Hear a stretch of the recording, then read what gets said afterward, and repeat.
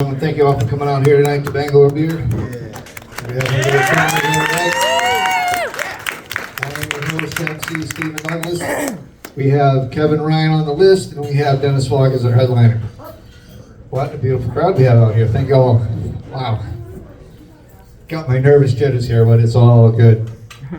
So this is the last day of a bad year for 99% of the people in the whole United States and the countries abroad. So awesome. Let's ring out this bad year and bring in a brand new great year, all right? We got a couple, well, I saw one celebrity lookalike in the audience, and I don't want to poke fun at them or point them out, but you guys know who David Galecki is? Yeah. Yes. Sir, you look like him. I'm sorry. I didn't want to point that out to you, but I couldn't help it. You look just like him. So when you go downtown and tell everybody you are, and you get a free meal, you know. So beautiful crowd. I see we got a lot of married folks and people on dates and all that. That's a wonderful thing. I got married 5 years ago to my beautiful wife, and sometimes I say things to my wife that I don't mean like to hurt her or anything. I just say it because I either want to be funny or my mind and my mouth don't kind of mix before things come out. Here's a little example. One time my wife asked me, she says, "Honey, does this dress make me look fat?" And I should have said, "No, you look fine just the way you are." Well, what came out of my mouth was, "No, the fat around your waist makes you look fat. The dress is just a magnifying glass, makes you really stand out." Well, that put me in the doghouse. And that happens every now and then. One time my wife asked me, she says, "Honey, do these shoes make my feet look big?" I should have said, "No, Geisha girls will be so jealous of your little feet." What I said was, "Yep, never do, Fred Flintstone." That got me in a little doghouse there. And we like to go out and have dinner every once in a while, and she likes to put on makeup. And I gotta be honest with you fellas, she's not that great at it. One day, we're getting ready to go out, and she says, "Honey, how's this makeup look?" Again, I should have said, "Touch up, no problem." What I said was, "Who are you, Laffy the Clown? You joined in the circus, are you?" Well, that put me in the doghouse. I'm in the doghouse so much, the dog kicked me out. I'm starting to get fleas, you know what I mean? Sometimes you just gotta watch out what you say to your wife. Marriage is a whole new thing for me. I really love it, enjoy it. When I first got married, let me kind of rewind this a little bit. Growing up, I grew up without a dad, you know? And having that dad to be able to say, "Son, when you take a girl out, you treat her nice, and you do this, that, and whatever, and one day you're gonna get married, and there are things you have to do." I never had any of that, right? So growing up, it was, my dad was Leave It to Beaver's dad, or Mr. Brady from the Brady Bunch, you know? So on my marriage night, I was dumb and naive. Well, got married. We go back to consummate this beautiful marriage thing with what they call consummation. And we're in bed, and we start kissing and hugging and stuff.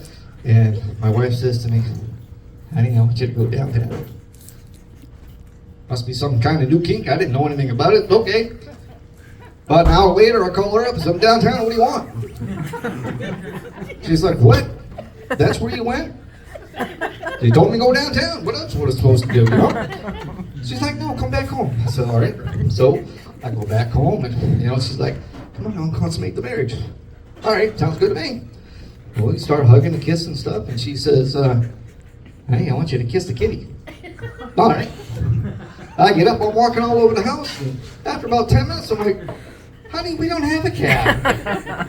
And then it dawned on me, I had like that Homer Simpson moment. Double.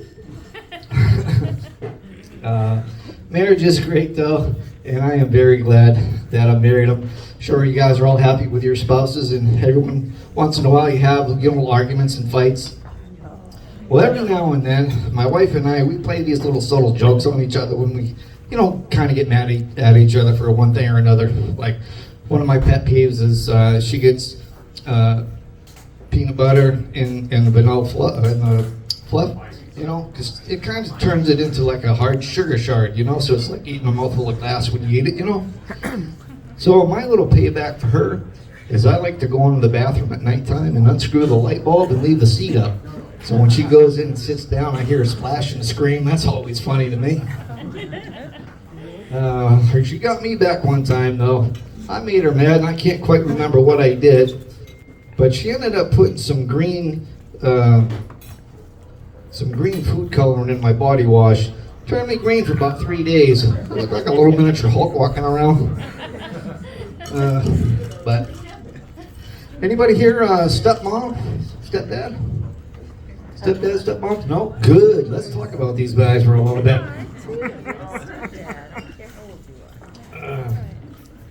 So I got a stepmom. She lives down south, down in Texas. And I don't know if it's the heat or she was born this way, but she's about as smart as a brick, and I'm giving that brick as much credit as I can give. So down in Texas, if you don't know, there's these little red ants. They're called fire ants. Well, down there they call them piss ants. When they bite you, they put a little whelp on you, kind of like a pimple, right? Well, she decided she don't want these around her house anymore, so she's gonna get rid of them. So what'd she do? She fires up a lawnmower and runs over the top of it. And she's covered from head to toe in these ants, and they're biting the crap out of her. And she's screaming, "Get them off of me, get them off of me." So my dad comes running out with a hose and, he's squirting them all over, About 5 minutes later, she's covered head to toe with these little white dots. A blind man could have read Braille on her and it would have said, "I'm stupid," all over her body. I'm telling you. Another time she says, "I know the surest way that I'm going to get rid of these ants." She goes up with a gallon of gas and she pours a gallon of gas on this big old anthill. She lights the fire. There goes her eyebrows, her bangs, her mustache. I mean, it was the funniest thing I ever did see. Now, she's like I said, she's not all that bright. One time, she says to me, she called me Stevie, and I hate Stevie. She goes, "Stevie, what can I use so I don't get pregnant because I don't want to have any more kids?" I said, "Well, use a sponge. Everybody's using that nowadays. And seems to be really good, right?" Well, I'm out in the yard, and she comes waddling out. I said, "What's the matter with you?" She says, "I'm trying that sponge, but it don't feel so good." I said, "What do you mean?" "So you told me to use a sponge so I don't get pregnant." I said, "What kind of sponge are you using?" She said, "Hold on, let me go get a package." So she goes in, she comes back out. She showed me a package of Chore Boy. I said, "Mom, that's the wrong one." So one time we're down on the bayou, and my dad's been working out on the tractor all day, and he got this real bad hemorrhoid problem, And he tells her, he goes, "To go in a tent and get me some hemorrhoid oil." I said, "Okay." Well, like I said, she's not that bright. She relates to everything by pictures. Like when you go to McDonald's, she'll look up and say, "Oh, I want me one with a cheeseburger and this, that, whatever," right? So anyway, she goes inside of the tent. She grabs her tube, what she thought was the hemorrhoid ointment. She comes out. She gives it to my dad. And it's dark. We've all been down there drinking around the campfire, He gets a nice old big old go up. There it goes. And he's running down the bayou with his pants around his ankles. Jumps in the water. She ended up giving him a tube of icy hot. You talk about a drunk man running down the water with his pants around his ankles screaming. That's another funny thing I've seen. It is so amazing, some of the crazy stuff that I've seen. But one day, my dad, he decides, just to give you a little information about my dad. Growing up, when I had the opportunity to go down and live with him, everything he did, it started off with a case of beer. Didn't matter what it was. You wake up in the morning, grab that beer, beer all day long. One day he decided, him and my uncle, they was going to change out the electric stove and put a gas stove in the house, right? Because they want to save on electricity and all that. So they go out and they get themselves a stove, and of course they've been drinking. They get it all in the house and they get it hooked up. My dad says, "Son, we're gonna get this thing going. We're gonna have some dinner." I said, "All right, go ahead." So he gets down underneath the stove and he opens up the little pilot light, turns it on. As soon as he hit the match, and he bought a ball of Zion when that fire went out. I said, "Dad, what happened?" He said, "I was just trying to teach you a lesson." I said, "What, Dad, not to drink when I'm doing something stupid?" He's like, "Yeah, that's about right." So Parents, step-parents are great. Kids are great as well. You know, I'm sure there's a bunch of parents out here. Everybody got kids. Most everybody here got kids. Did you know your kids can turn you into a James Brown impersonator? You don't believe it? You come walking down your stairs one day, barefoot, around the corner, and you step on one of those Legos. Wow, that'll get you going. Yes, sir. One day they're gonna One day they're gonna turn you into a Michael Jackson dancer. You're gonna come walking through your living room after they got done spilling a nice big bottle of bubbles, and you're gonna be doing the side moonwalk across your living room floor. Kids are fantastic with some of the stuff they do. I'll tell you a little quick incident that happened to my daughter one time before I bring up our next comedian here.